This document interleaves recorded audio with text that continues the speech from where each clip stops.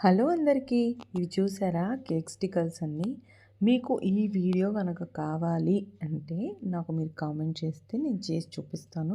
నన్నెప్పుడు ఎవ్వరు అడగరు ఇది చేసి చూపించు, అది చేసి చూపించని. ఈసారన్నా కామెంట్ చేయండి, చేసి చూపిస్తాను. అండ్ ఇక్కడ చూస్తే ఇదొక హాఫ్ కేజీ టాల్ కేక్ అండి. అది అలా జారిపోయింది చూసారా? జారిపోతే సరే నువ్వు అక్కడే ఉండను దాన్ని అది అలానే వదిలేసాననమాట.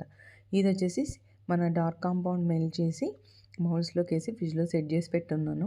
అవి అన్నీ తీసేసి పెట్టేసాననమాట. దాని మీద మొత్తం లోడ్స్ ఆఫ్ చాక్లెట్ కేక్ అండి. చాలా అంటే చాలా బాగుందంట. మంచి రివ్యూ వచ్చింది.